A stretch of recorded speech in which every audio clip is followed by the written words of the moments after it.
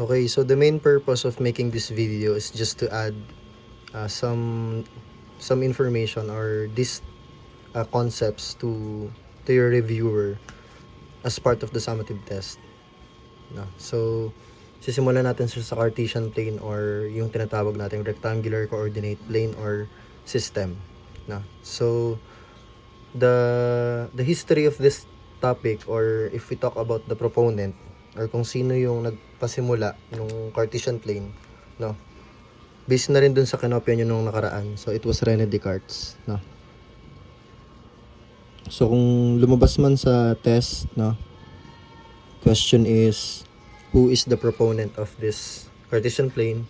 It was René Descartes. Kaya nga, ang pangalan ng topic is Cartesian plane kasi kinuha siya dun sa pangalan ni René Descartes. Okay? Now, by definition, tingnan natin. Okay, by definition, this is a two-dimensional coordinate plane formed by two perpendicular lines. So, alam natin pag perpendicular lines, it should be straight, no? Straight line. Pag ang dalawang line ay naging perpendicular sa isa't isa, it will create, no, four right angles. And kung makikita nyo, ganito yung itsura ng ating Cartesian plane, no? And we have to start on this topic bago tayo mag-translation. Kasi dun sa translation, kailangan talaga yung basic ideas about Cartesian plane.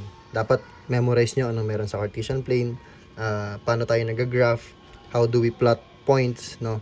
And of course, ano yung mga signs na meron tayo dito. So I know this is actually not a new topic for you kasi in the previous years during grade 7, 8, and 9, I'm pretty sure you already encountered this topic, no?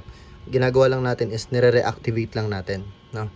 So, kung titingnan natin yung ating perpendicular lines, since dalawang line siya, so pwede natin siyang i-label as the y-axis at ito naman yung ating x-axis. Okay, so ano pala tandaan natin? Para malaman kung alin yung y-axis sa yung x-axis. Tandaan that y-axis is always the vertical and the x-axis is the horizontal. Okay? So, ito namang gitna, tinatawag natin siyang, anong tawag natin dito? We call it as the origin. And the origin has 0, 0 coordinate, or should I say, ordered pair. No, bakit siya 0, 0? Kasi, pag dito ka nag-start, wala ka pang movement na ginagawa, talagang 0, 0 siya. Okay, now let's talk about the different quadrants.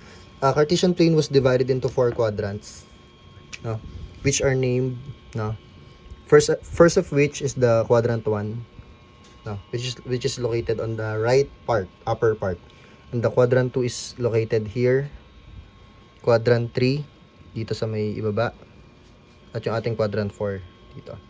So ito kailangan memorize nyo to, students, no, grade 10, dapat memorize niyo ito. Hindi naman mahirap siyang i-memorize. Punta tayo sa sign. Ang sign ng quadrant 1, since pag nag-move ako pa right, no, that is positive, tapos yung pataas, positive. So tandaan nyo, pag ang movement nyo ay right, no, right, and you have to go up, no, so the sign, no, are always positive. So, positive po tayo dyan. Okay? Now, for the quadrant 2, in order for you to reach any points on the quadrant 2, kailangan mo mag-left, tapos up. So, dahil nag-up ka sa pangalawa, positive yung isa. Pero yung isa, dahil nag-left ka, that will be negative and then positive. Hindi siya pwede magkabaliktad. Grade 10 ha. Mag-ingat doon. Bawal magkabaliktad yan. Dapat laging negative tapos positive. Pagdating ko yung quadrant 3, since nag-left ka tapos nag-down, so definitely your sign will be negative, both negative. Kaya mas madali siyang tandaan. No? Pagdating kay quadrant 4, since mag-right ka tapos down, no? This is the opposite of the quadrant 2.